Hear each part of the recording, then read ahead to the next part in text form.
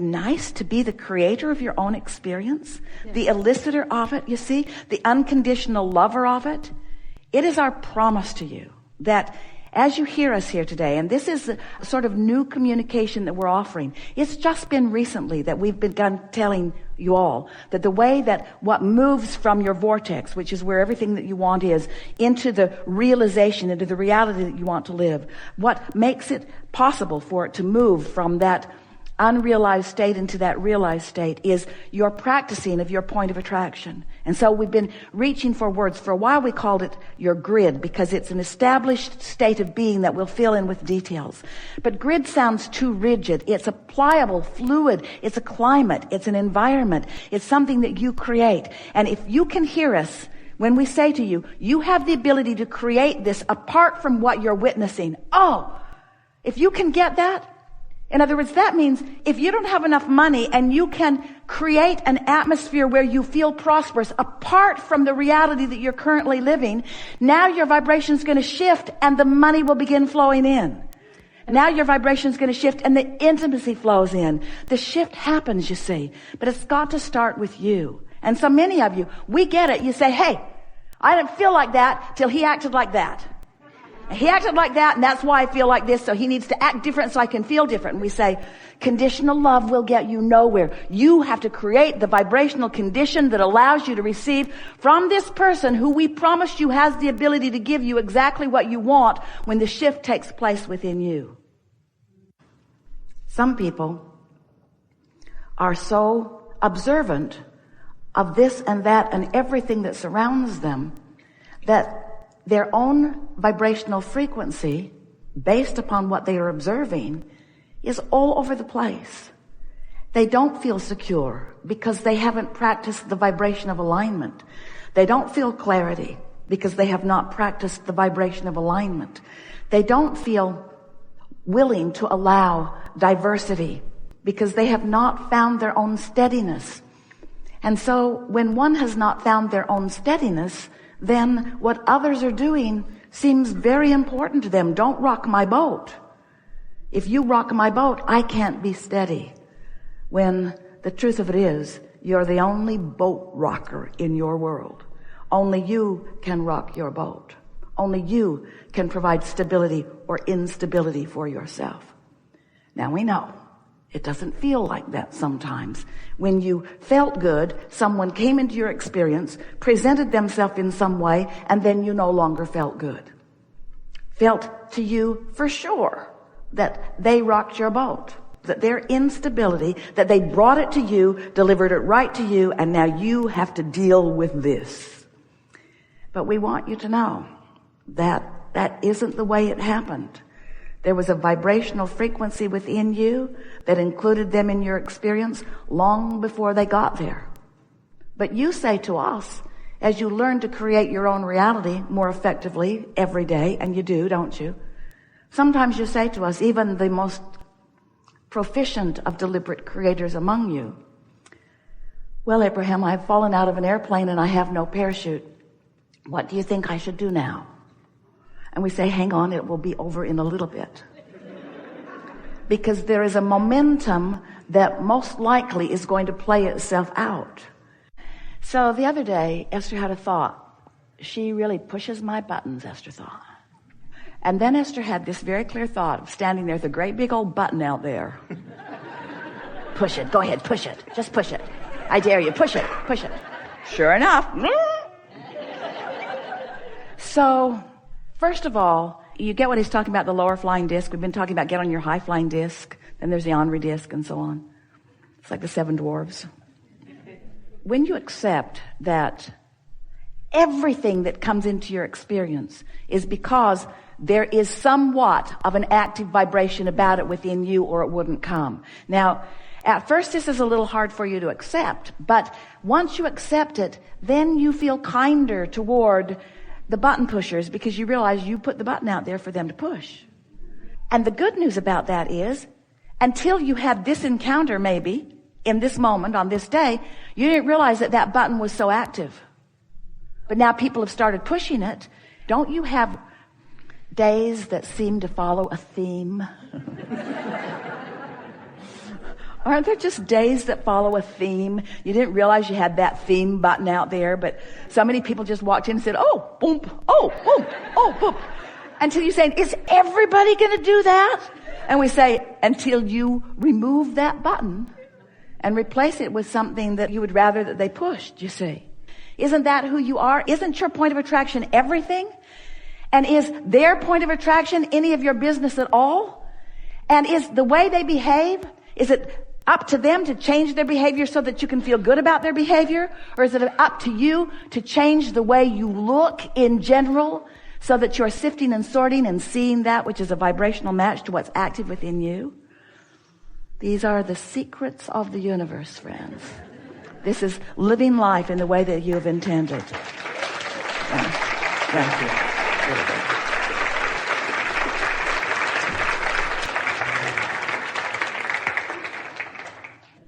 Something that is important for you to realize, and we really want to put this in here so that you can really absorb this. You may not have considered this before, and it can make a big difference to you. Law of attraction is always responding to your vibration. And when you are awake, you are always offering one. Sometimes you're offering it on purpose. We call that deliberate creation. Sometimes you're offering it by default. You're just watching what's on television or just listening to whoever's complaining in your ear. Sometimes you do it on purpose. Often you don't. But your point of attraction is always, when you are conscious and awake, always on. But when you sleep, momentum stops. Now, momentum and law of attraction are the same words, because law of attraction is talking about the momentum of the thoughts that you're practicing. If we were standing in your physical shoes and we wanted to get off on a better foot, and today, never mind what happened yesterday or the day before or any time before, today, right now, today, it's my dominant intent that I'm going to look for things that cause me to find resonance with what's in my vortex. Because if I can right here and now find resonance with what's in my vortex, then there will be a steady realization of what's in the vortex into my manifested experience. That's how it works, you see. That's how things come into reality. So when you say to us, I want to feel my way, we say, start early in the day, before other momentum has you off on some wild goose chase that isn't serving you. Because this is something that you may not understand. When you think a thought for as little as 17 seconds, that thought has enough momentum that another thought like it will join it. And as you maintain that thought for another 17 seconds and then another until you've maintained that thought, that pure thought, not what's wanted in absence of it, but what's wanted and why. What's wanted and why. For as little as 68 seconds, there's enough momentum then that happens that you can begin the realization process right then. Thoughts will begin to flow to you. Inspiration will begin to flow to you. Thoughts are powerful, and law of attraction is responding to your powerful thoughts. So when you care about the way you feel while you are thinking, then all kinds of wonderful things begin to actualize or materialize in your experience. For a long time, we've been saying to you, you create your own reality. And today we want to say it in the clearest way yet. You create the vibrational atmosphere which equals your vibrational point of attraction, which law of attraction matches up with things like it. So your creation is not just about hooking up with others who please you or hooking up with things or experiences that please you. It's about adjusting your own vibrational perception, because it's a fine-tuning world that you live in. This is a vast environment. You knew it would be. You knew that there would be extraordinary diversity. And you said, I'll go forth and I will, as I live life, tune myself to my personal preferences. You didn't say, I'll go with an attitude of what's right and wrong and dictate it to the others and make sure that they line up with my version of what's right and wrong. You said, I'll figure it out. I'll figure out what's right for me. I'll use the guidance system that I was born with, and I'll figure out what's right for me. And I will practice the vibrational version of that until that is what is revealed to me continuously. Some people don't know that. So if we were standing in your physical shoes, we would acknowledge when we go to bed, all right, this has been a great day, whatever it was. Because at its worst, I put more good stuff in the vortex, and at its best, I realized some of it. This has been a really good day, and tomorrow, another really good day. And now I'm going to lay myself down to rest. And while I do, my point of attraction is going to become inactive, because my consciousness is going to leave, and I'm going to rest, and the cells of my body are going to take over. So source, cells, up to you. I'm out of here. Oh, by the way, when I wake up in the morning, I'm going to get off on a really good foot. Then when you wake up, we started playing this game with Esther, and she would wake up and she'd say, I'm awake. With really happy anticipation. And then she was a little paralyzed for a little bit, thinking, I don't want those thoughts to come back. So on the first day, she didn't even make it till breakfast before thoughts of unwanted began to flow into her mind. But the second day, it got better and better and better. So if you decide first thing in the morning that you're going to get off on a thought that feels good, and then enjoy the thoughts as they come, and apply your focus to those good feeling thoughts with the intention of letting steady momentum take those good feeling thoughts, and you do it today and tomorrow, and you do it for about 30 days and 40 days and 50 days, before you know it, you have pushed the reset button.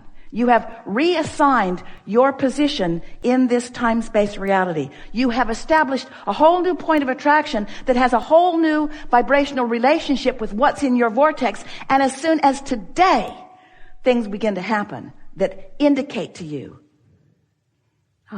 nothing makes you feel more worthy than that.